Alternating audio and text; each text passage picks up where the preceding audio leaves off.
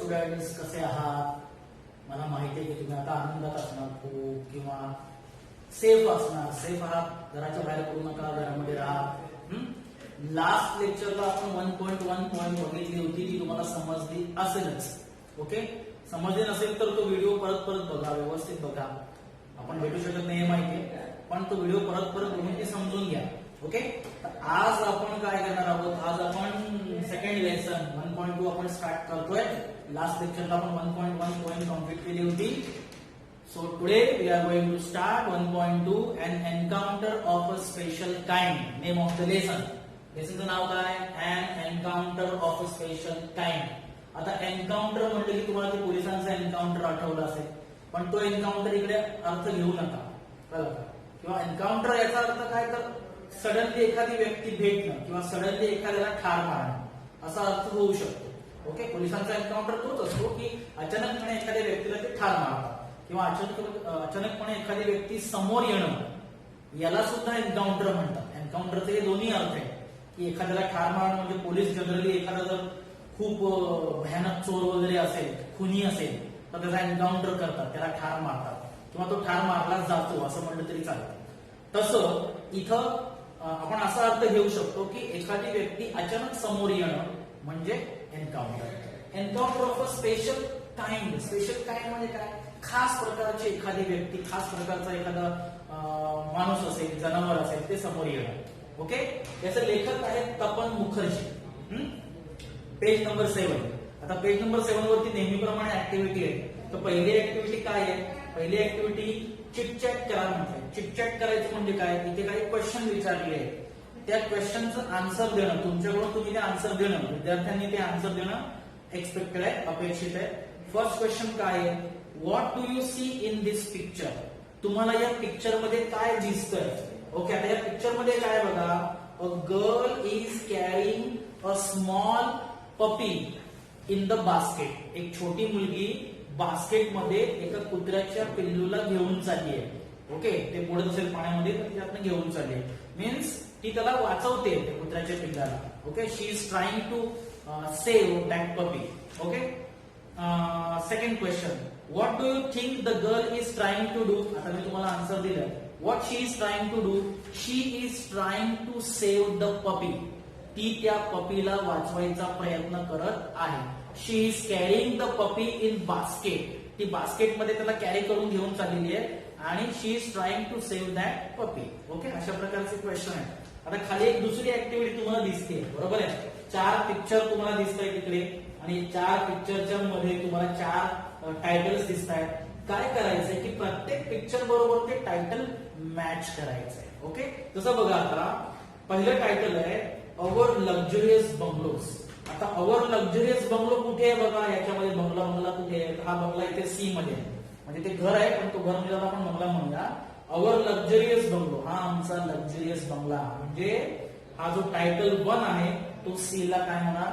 Match होणार. Okay, second, माय favourite pass time. आता माय favourite pass time म्हणजे काय?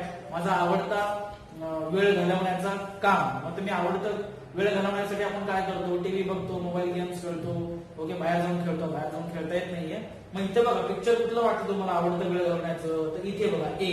आजूबाजूला पुस्तकं दिसत आहेत ना, तर पुस्तकं वाचणं, reading is my favourite pastime असं आपण म्हणू शकतो. So my favourite pastime ए बरोबर मॅच होईल. अशा प्रकारे ते मॅच करायचंय. समजलं? पेज नंबर 7 वरच्या ह्या 2 ऍक्टिव्हिटी आपण बघितल्या. आता पेज नंबर 8 वर जाऊ आपण आणि पेज नंबर 8 वर आपल्या लेसनला आपण स्टार्ट करू.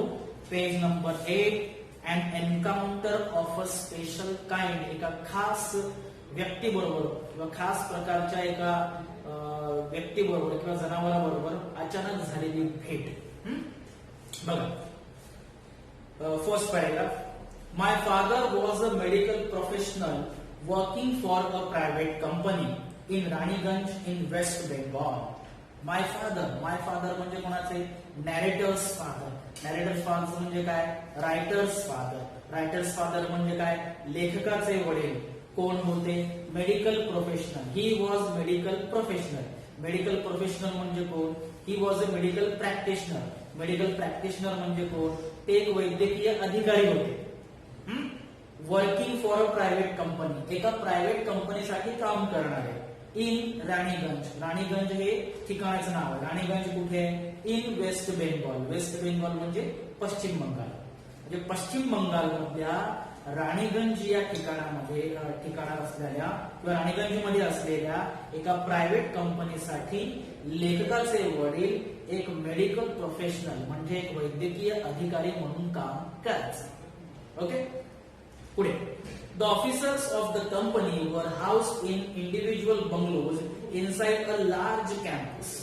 मग आता त्या कंपनीमध्ये जेवढे ऑफिसर्स होते काम करणारे ते सगळे ऑफिसर्स एका इंडिव्हिज्युअल म्हणजे प्रत्येकाचा एक इंडिव्हिज्युअल बंगलो होता. म्हणजे प्रत्येक ऑफिसरला एक एक बंगला दिला होता कंपनीने की तुम्ही या बंगल्यात राहा, तुम्ही या बंगल्यात राहा, तुम्ही या बंगल्यात राहा. ओके, सो इंडिव्हिज्युअल बंगलो मध्ये राहायचे. इनसाइड अ लार्ज कॅम्पस, एक मोठा कॅम्पस होता. कॅम्पस म्हणजे परिसर, म्हणजे एक मोठ्या परिसरामध्ये प्रत्येकाच्या सेपरेट बंगल्यामध्ये प्रत्येक ऑफिसर राहायचा कंपनीचा. The officers of the company warehouse. इथे बघा शब्द कसा वापरलाय, वेअर हाऊस. आता हाऊस शब्द तुम्हाला माहिती आहे, पण या हाऊसला ईडी लागलाय. वेअर हाऊस म्हणजे काय? वास्तव्य करत होते, त्याला आपण लिव्ह म्हणतो. So officers were lived in individual bungalow, प्रत्येक इंडिव्हिज्युअल बंगलो मध्ये राहतो. पुढे जाऊ. Our house was in a corner of the campus. आमचा बंगला कुठे होता? कॉर्नर ऑफ द कॅम्पस, एका कोपऱ्यामध्ये होता. म्हणजे जो पूर्ण मोठा कॅम्पस होता त्या कॅम्पसच्या एका कोपऱ्यामध्ये तो बंगला होता रायटरच्या वडिलांचा किंवा रायटरचा. Our house was in a corner of the campus. The officers club was adjacent to the boundary wall of our garden. Officers club. आता क्लब म्हणजे काय तुम्हाला प्रकार तुम्ही ऐकला असेल, माहिती असेल की जसं आता विरार वेस्टला आपला एक क्लब आहे, आम्ही क्लासिक क्लब आहे बरोबर, किंवा ग्लोबल सिटीमध्ये तो क्लब आहे. तर क्लब म्हणजे काय? जिकडे अनेक ऍक्टिव्हिटीज एकत्रपणे केल्या जातात. म्हणजे स्विमिंग असेल, डान्सिंग असेल, प्लेइंग गेम्स असेल, इटिंग असेल, हे सगळ्या ऍक्टिव्हिटी तिकडे होत असतात. सगळे लोक एकत्र जमतात. मग कुणाला स्विमिंग करायचंय, कुणाला सिंगिंग करायचंय, कुणाला म्हणजे बॅडमिंटन खेळायचंय, क्रिकेट खेळायचंय, आणखी काही गोष्टी करायच्या, तर त्या सगळ्या एकत्र करतात. त्याला आपण क्लब असं म्हणतो. ओके, मग हा असा ऑफिसर्सचा क्लब हा ऍडजेसंट होता. ऍडजेसंट म्हणजे काय? ऍडजेसंटचं मिनिंग बाजूला दिलं नाहीये, मी तुम्हाला सांगतो. Adjacent mean near to or nearby. Adjacent म्हणजे काय? नियर टू किंवा nearby. Officers club was nearby किंवा near to the boundary wall of our garden. म्हणजे रायटरचा जो बंगला होता त्या रायटरच्या बंगल्याच्या गार्डनच्या जवळच ऑफिसर्सचा क्लब होता. ओके, रायटर ज्या बंगल्यामध्ये राहत होता त्या बंगल्यासमोर गार्डन होतं आणि त्या गार्डनची जी बाउंड्री वॉल होती, कुंपणाची भिंत, त्या बाउंड्री वॉलच्या जवळच ऑफिसर्सचा क्लब होता. The compound was luxurious with green grass, colourful flowers and the host of tall and majestic trees. मग हा जो कंपाऊंड होता म्हणजे रायटरच्या बंगल्याचा हा जो कंपाऊंड होता, हा कंपाऊंड लक्झुरियस होता. लक्झुरियस म्हणजे काय? आता लक्झुरियसचा अर्थ वेगळा, इथं लक्झुरियस म्हणजे भरलेलं. ओके, कवर्ड विथ त्याला तुम्ही म्हणू शकता, आच्छादलेला. किंवा the writers compound was luxurious means covered with green grass. लेखकाच्या बंगल्याचा कंपाऊंड हा हिरव्या गवतांनी भरलेला होता. कलरफुल फ्लॉवर्स, रंगीबेरंगी फुलांनी भरलेला होता. And a host of tall and majestic trees. Tall म्हणजे उंच, मॅजेस्टिक म्हणजे भव्य, ग्रँड ट्रीज म्हणतो. मोठमोठी झाडं, उंच झाडं, रंगीबेरंगी फुलं, हिरवं गवत, या सगळ्या गोष्टींनी रायटरचं जे कंपाऊंड होतं ते भरलेलं होतं. म्हणजे रायटरच्या बंगल्यासमोरच्या कंपाऊंड मध्ये हे सगळं होतं. हिरवी मोठी मोठी झाडं, रंगीबेरंगी फुलं, गवत वगैरे वगैरे. The seasonal vegetables in the kitchen gardens of the households and the magnificent trees constantly attracted squirrels and many species of birds. A group of langurs had even made their den in an aswatha tree nearby. वाक्य मोठं आहे, त्याला आपण break करूया. तर काय म्हटलं इथं बघा, the seasonal vegetables. In the kitchen gardens of the house hold. म्हणजे रायटरचं जे घर होतं त्या घराच्या किचनच्या गार्डन मध्ये सीझनल व्हेजिटेबल्स होत्या. म्हणजे किचनचं सुद्धा एक गार्डन असतं बरं का. जसं आपण घराच्या समोर एक गार्डन असतं तसं किचनसाठी एक वेगळं गार्डन असतं. मग ते वेगळं गार्डन का असतं तर त्या किचनच्या गार्डन मध्ये मग भाज्या लावतात, फळं लावतात, वेगळी काही मिरच्याची झाडं असतील, काही कोथिंबीरची झाडं असतील, असं काही काही लावतात. तर ह्या किचनच्या गार्डन मध्ये सीझनल व्हेजिटेबल्स होत्या. And the magnificent trees, majestic, grand, भव्य झाडं, मोठी झाडं, मॅग्निफिसंट ट्रीज कॉन्स्टंटली अट्रॅक्टेड. म्हणजे किचनच्या गार्डन मध्ये सीझनल व्हेजिटेबल्स उगवायच्या आणि कंपाऊंड मध्ये असणारी मोठमोठी झाडं कॉन्स्टंटली अट्रॅक्टेड. कॉन्स्टंटली म्हणजे काय, सतत सातत्याने ही झाडं अट्रॅक्ट करायची, आकर्षित करायची. कोणाला, squirrels and many species of birds. Squirrels म्हणजे काय, खरुतई, आणि many species of birds. Species म्हणजे जाती, प्रजाती, अनेक प्रजातीचे पक्षी आणि खरुतई यांना ही झाडं सतत आकर्षित करायची. आकर्षित करायची म्हणजे काय, या झाडावरती फळं असणार चांगली, मग ती फळं खायला खरुतई येईल, पक्षी येतील, की नाही. मग ही झाडं ह्या खरुतईला आणि विविध प्रकारच्या पक्ष्यांना आकर्षित करायची. अ ग्रुप ऑफ लंगूर्स, त्याचबरोबर माकडांचा एक ग्रुप. लंगूर म्हणजे माकडं, वेगळ्या प्रकारची माकडं तुम्हाला माहिती आहेत, लालतोंडाचे वगैरे. तर ही लंगूर्स म्हणजे माकडं, या माकडांचा एक ग्रुपने काय केलं होतं, त्याच्या जवळ असणारा एक झाड होतं, त्या झाडाचं नाव होतं अस्वथा ट्री. तर जवळच असणाऱ्या अस्वथा ट्रीच्या झाडामध्ये या माकडांच्या टोळक्याने त्यांचा डेन बनवला होता. Den had even made there a den. Den म्हणजे काय, तर इट्स लाईक अ केव, गुहा किंवा घर म्हणूया त्याला आपण. माकडांचं घर म्हणजे ती एक प्रकारची गुहाच असते, त्यात माकडं आम्ही जातात. तर अशी ही गुहा म्हणजे डेन म्हणजे माकडाचं घर अस्वथा ट्री मध्ये या माकडांच्या टोळक्याने बनवलं होतं. हे सगळं वर्णन आहे. लेखकाचा जो बंगला होता त्या बंगल्याच्या समोर मोठं कंपाऊंड होतं. कंपाऊंड मध्ये झाडं होती, झाडांवरती खरुतई यायच्या, पक्षी यायचे, आणि जवळच असणाऱ्या अस्वथा ट्री मध्ये माकडांच्या टोळक्यानं त्यांची राहण्याची गुहा किंवा राहण्याचं घर बनवलं होतं. समजलं? पुढे they had all become a part and parcel of our existence and daily life. आणि ह्या सगळ्या गोष्टी, झाडं, किचन मधली झाडं, माकडं, ह्या सगळ्या गोष्टी काय झाल्या होत्या, they had become the part and parcel. Part and parcel म्हणजे काय, रुटीन पार्ट ऑफ लाईफ. म्हणजे रायटरच्या लाईफचा एक रुटीन पार्ट होता. म्हणजे रोज जसा आपला एक रुटीन पार्ट असतो, आपण उठतो, वेगवेगळ्या ऍक्टिव्हिटीज करतो, तसं रायटरचा एक्झिस्टन्स म्हणजे सगळ्यांचं काय म्हणूया आपण, जीवन, अस्तित्व आणि त्यांची डेली लाईफ, रोजचं जीवन, या सगळ्या जीवनाचा, ह्या सगळ्या गोष्टी म्हणजे ते खरुतई असतील, माकडं असतील, झाडं असतील, ह्या सगळ्या गोष्टी रायटरच्या जीवनाचा एक भागच बनलेलं होतं. रोजचा भाग, रुटीन लाईफ ज्याला आपण म्हणूया. समजलं? इथं आपला पहिला पॅरेग्राफ संपला. आता दुसरा paragraph. A small incident on Saturday afternoon left me profound effect on me and unfolded before my eyes a whole new dimension to the wonders of God's creation. हे पण मोठं वाक्य आहे, त्याला आपण ब्रेक करूया. अ स्मॉल इन्सिडेंट, एक छोटीशी घटना. इन्सिडेंट म्हणजे घटना. कधी घडली, ऑन सॅटरडे आफ्टरनून, शनिवारी दुपारी घडलेली एक छोटीशी घटना. त्याच्यामुळे काय झालं, लेफ्ट अ प्रोफाउंड इफेक्ट.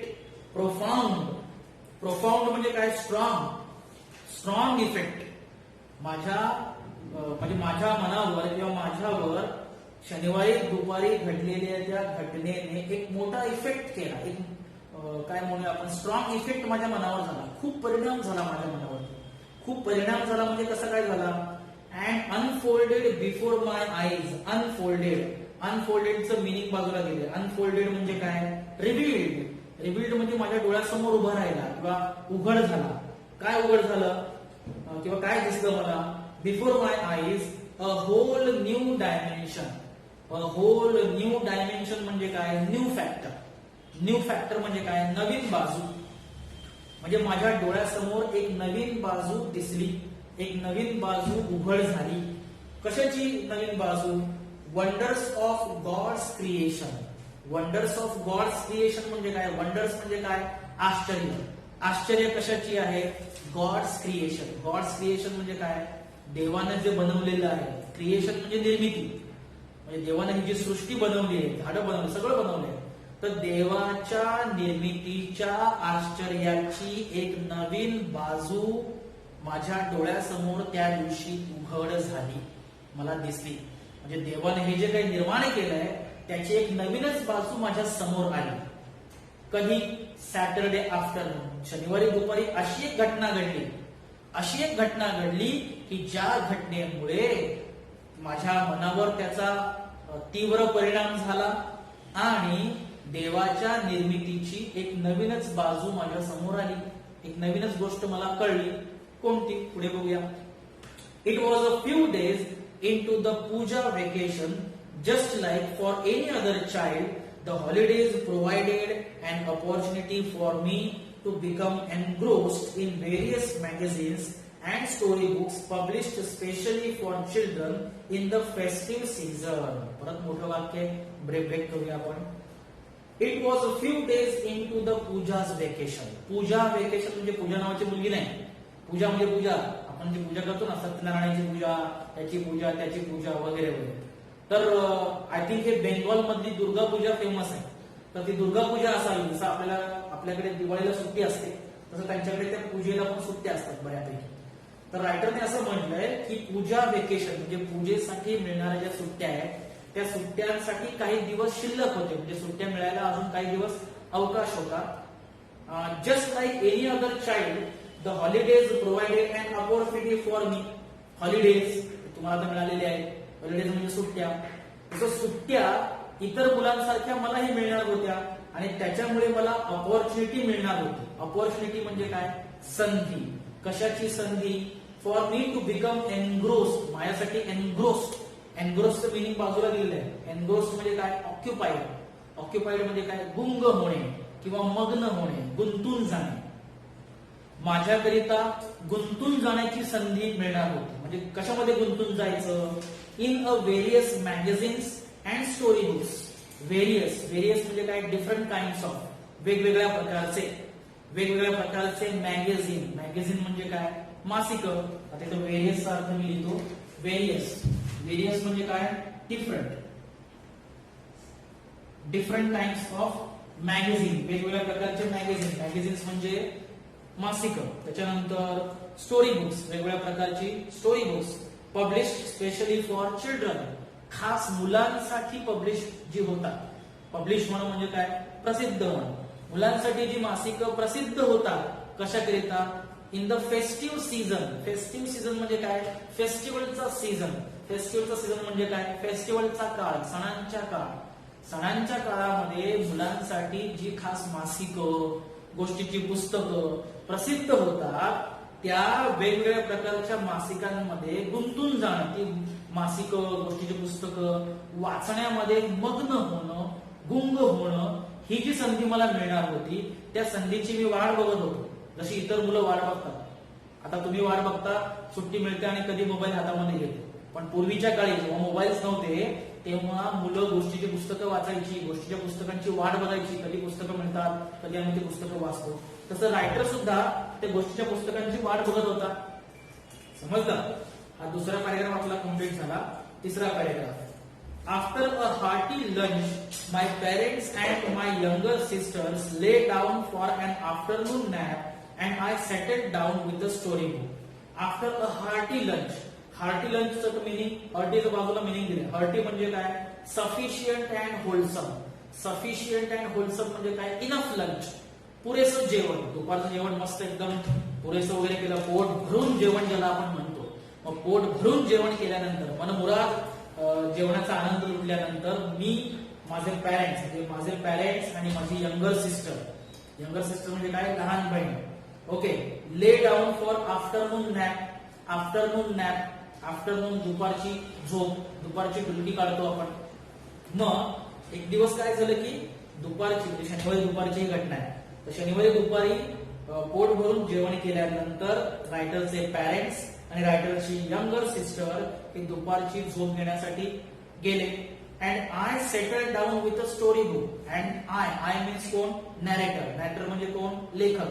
लेखक काय झाला? त्याचं स्टोरी बुक घेऊन सेटल झाला म्हणजे काय? तर त्याचं स्टोरी बुक तो वाचू लागला. The narrator started reading his story book. The quiet afternoon presented a perfect backdrop for reading an adventure story. आणि दुपारची वेळ होती त्यामुळं जो वेळ होता जो टाइम होता तो कसा होता? Quiet. The afternoon was quiet. दुपारच्या शांत वेळेने काय झालं? रायटरच्या ऍडव्हेंचर स्टोरीला एक परफेक्ट बॅकड्रॉप दिला. एक परफेक्ट बॅकड्रॉप म्हणजे काय? तर एक ज्याला पाठीमागे पार्श्वसंगीत म्हणतात की समजा एखादं सॅड घटना असेल तर पाठीमागे संगीत असतं. जसं रायटर ऍडव्हेंचर स्टोरी वाचत होता तर ऍडव्हेंचर स्टोरीसाठी दुपारची शांत वेळ ही परफेक्ट परिपूर्ण वेळ होती असं लेखकाला म्हणायचं. समजलं इथपर्यंत? इथे आपण थांबूया आणि बाकीचा भाग आपण पुढच्या लेक्चरमध्ये घेऊ. थँक्यू.